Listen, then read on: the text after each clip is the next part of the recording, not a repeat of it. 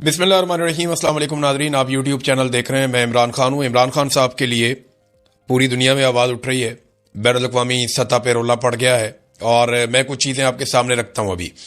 Number ایک تو یہ ہے کہ 40 سے زائد ممتاز عالمی ماہرین تعلیم جو ہیں، اور ان کے علاوہ عوامی دانشوروں نے اور ہیومن رائٹس ایکٹیوسٹ، انہوں نے امریکہ، یورپی یونین اور دولت مشترکہ اور OIC کے نام ایک خط لکھا ہے۔ یعنی یہ دنیا بھر کے اندر خط لکھا جا رہا ہے، امریکہ کے نام بھی لکھا ہے، یورپی یونین کے نام بھی لکھا ہے، دولت مشترکہ کے نام بھی لکھا ہے، اور OIC کے نام بھی یہ خط لکھا گیا ہے۔ اقوام متحدہ کو بھی اس میں جو ہے وہ مخاطب کیا گیا ہے۔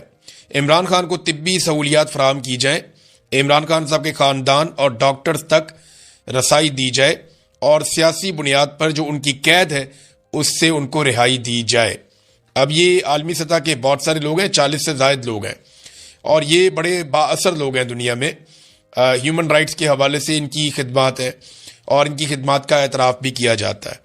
تو یہ ایک ڈیولپمنٹ ہے۔ اب زیادہ ڈیٹیل میں اس کی نہیں جاتا، بس آپ یہ سمجھیں کہ دنیا میں بڑی تیزی سے عمران خان کے لیے آواز اٹھنا شروع ہو گئی ہے، اور یہ کامیابی ہے عمران خان صاحب کے بیٹوں کی، ان کی بہنوں کی، کیونکہ وہ کنٹینیوسلی انگیجمنٹ کر رہے ہیں، اور اوورسیز پاکستانیوں کا بھی اس میں ایک حصہ ہے۔ دیکھیں، یہ جو اوورسیز پاکستانیوں سے نفرت کرتے ہیں نا سب لوگ، خاص طور پہ پاکستان کا جو موجودہ رجیم ہے، یہ نفرت اسی لیے کرتے ہیں کہ اوورسیز پاکستانی ہر جگہ پہ عمران خان صاحب کی بات کرتے ہیں، اور ہر جگہ پہ ظلم اور زیادتی کے خلاف بات کرتے ہیں۔ عمران خان صاحب کا ایک سٹیٹمنٹ ہے۔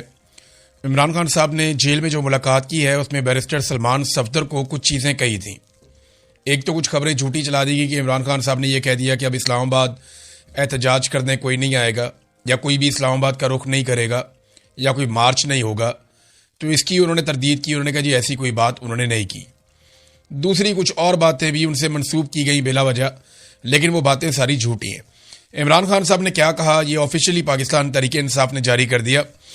سلمان صفدر صاحب نے کہا کہ عمران خان نے مجھے بتایا کہ میں 3 ماہ تک جیل کا سپرنٹینڈنٹ عبدالغفور انجم اسے بتاتا رہا کہ میری ایک آنکھ میں بینائی کا مسئلہ آ رہا ہے، لیکن اس نے اس پر کوئی کان نہیں دھرا۔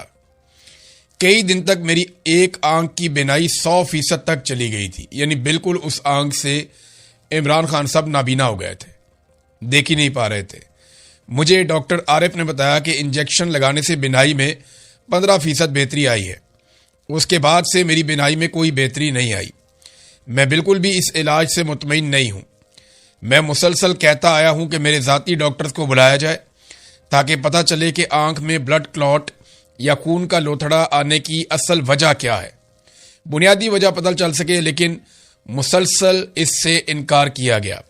میں کافی عرصے سے اپنے ڈینٹسٹ سے بھی چیک اپ کروانے کا کہہ رہا ہوں، لیکن اسے بھی نہیں بلایا گیا۔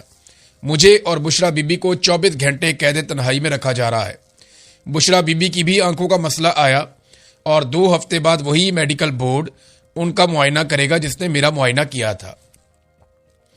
دیکھیں، عمران خان صاحب کہتے رہے جیلر کو، اور 3 مہینے تک کہتے رہے کہ میری آنکھ کی بینائی جا رہی ہے، مجھے دکھائی نہیں دے رہا۔ ہائی پروفائل قیدی عمران خان ہے۔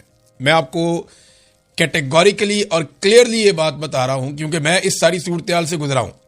عمران خان قانون کا قیدی نہیں ہے۔ عمران خان کسی عدالتی فیصلے کے نتیجے میں جیل میں بند نہیں ہے، جیل میں ہے عمران خان صاحب۔ پتہ نہ چل گیا ہو کہ عمران خان صاحب کی آنکھ کی بینائی جا رہی ہے، لیکن 3 مہینے تک وہ بتاتے رہے اور اگنور کیا جاتا رہا۔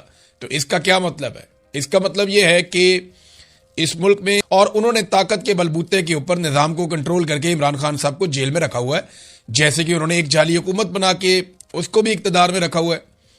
تو عمران خان صاحب کے ساتھ اتنا بڑا ایشو ہو گیا، میں یہ مان ہی نہیں سکتا، اور یہ ممکن ہی نہیں ہے کہ پہلے ہی دن کا نظام کو کسی قسم کی کوئی فکر نہیں ہے کہ سابق وزیر اعظم اور پاکستان کے سب سے مقبول عوامی لیڈر کے ساتھ جیل میں کیا ہو رہا ہے۔ یہی قائد اعظم کے ساتھ کیا گیا، یہی فاطمہ جناح کے ساتھ کیا گیا، یہی ذوالفقار علی بھٹو کے ساتھ کیا گیا، اسی طرح پاکستان کو 2 ٹکڑے کیا گیا، اور آج پھر ہم اسی کا ایک مرتبہ پھر ری ٹیلی کاسٹ دیکھ رہے ہیں۔ یہ پاکستان میں ایسا ہی ہوتا رہا ہے بدقسمتی سے، اور پاکستانی ہمیشہ دیر سے کھڑے ہوتے رہے ہیں۔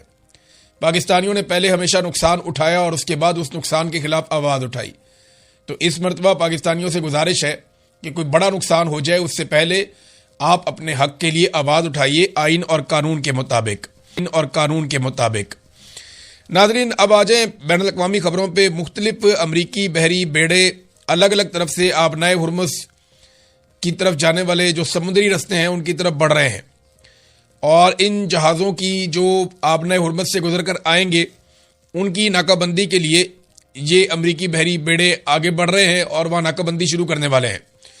ڈونلڈ ٹرمپ نے اس حوالے سے سٹیٹمنٹ دیا اور ڈونلڈ ٹرمپ نے دعویٰ کیا کہ وہ مکمل طور پہ ناکہ بندی کر دے گا اور جہازوں کو یہاں سے نہیں جانے دے گا، خاص طور پہ ان جہازوں کو جو ایران کے انتظام کے تحت وہاں سے نکلیں گے۔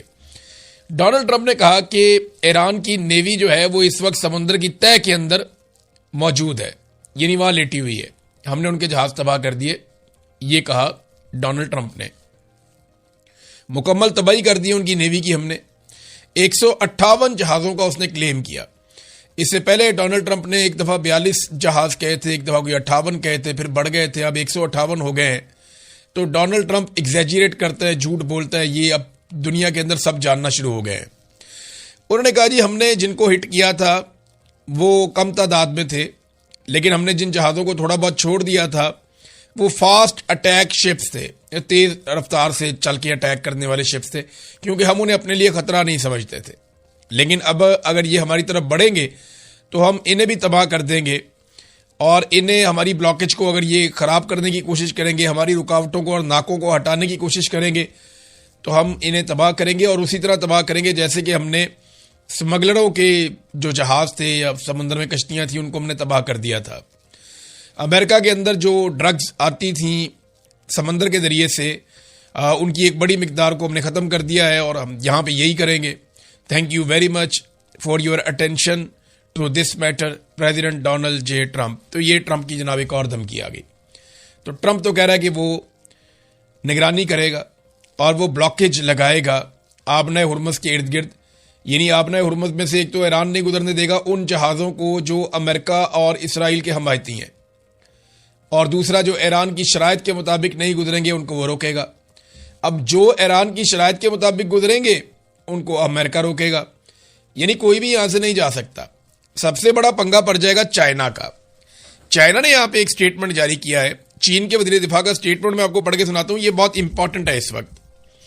چین کے وزیر دفاع ایڈمرل ڈونگ جون، انہوں نے ایک مختصر بیان جاری کیا جس میں انہوں نے کہا کہ آبنائے ہرمز کے ذریعے ایرانی بحری تجارت کی امریکی ناکہ بندی کے پہلے سے اعلان کردہ وقت کے عین مطابق انہوں نے جو ہے وہ اپنا ایک سٹیٹمنٹ جاری کر دیا ہے۔ ہم دنیا میں امن اور استحکام کے لیے پرعزم ہیں۔ ہم مشرق وسطیٰ کی صورتحال کی نگرانی کر رہے ہیں۔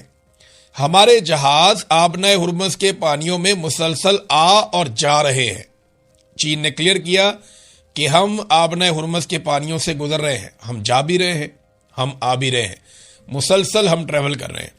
ایران کے ساتھ ہمارے تجارتی اور توانائی کے معاہدے موجود ہیں، ہم ان کا احترام اور پاسداری کریں گے، اور دوسروں سے بھی توقع رکھتے ہیں کہ وہ ہمارے معاملات میں مداخلت نہیں کریں گے۔ یہ ہے سب سے امپورٹنٹ۔ یہاں امریکہ کا نام لیے بغیر انہوں نے کہا کہ دوسروں سے بھی ہم توقع رکھتے ہیں کہ وہ ہمارے معاملات میں مداخلت نہیں کریں گے۔ آبنائے ہرمز ایران کے کنٹرول میں ہے اور یہ ہمارے لیے کھلا ہے، یہ انہوں نے کلیئر کر دیا۔ اس ناکہ بندی کا مقصد پورا مقصد ہے چین کو ایرانی تیل کی ترسیل روکنا ہے۔ امریکہ چین کے ساتھ فوجی تصادم کا خطرہ مول نہیں لے سکتا اور نہ ہی لے گا، لہذا یہ ناکہ بندی پیدا ہونے سے پہلے ہی دم توڑ چکی ہے۔ اب آ جائیں ناظرین اس بات پہ کہ چائنا کو کیا ٹرمپ روک سکتا ہے بدور طاقت؟ تو اس کا سادہ جواب ہے کہ ڈونلڈ ٹرمپ کے لیے بہت بڑی مصیبت بن جائے گی۔ ابھی وہ ایران سے لڑا ہے اور جو کچھ اس کے ساتھ ہوا وہ ساری دنیا نے دیکھا۔ اب اگر یہی چائنا کے ساتھ لڑ پڑتی ہے یہی فوج ڈونلڈ ٹرمپ کی تو اس کے لیے بہت بڑی مصیبت بن جائے گی۔ بے شک امریکہ کی فوج بہت طاقتور ہے، ان کے پاس بہت سارے ہتھیار ہیں، ان کے اتحادی بڑے تگڑے ہیں، لیکن اس وقت زیادہ تر اتحادی انہیں میسر نہیں ہے۔ اور اگر وہ چین کے ساتھ لڑتے ہیں اور لڑائی کی وجہ یہ بنتی ہے کہ امریکہ نے چینی جہازوں کو سمندر میں روکا ہے تو پھر دنیا امریکہ کے ساتھ کھڑی نہیں ہوگی، یہاں پہ چین کا موقف درست ہو جائے گا۔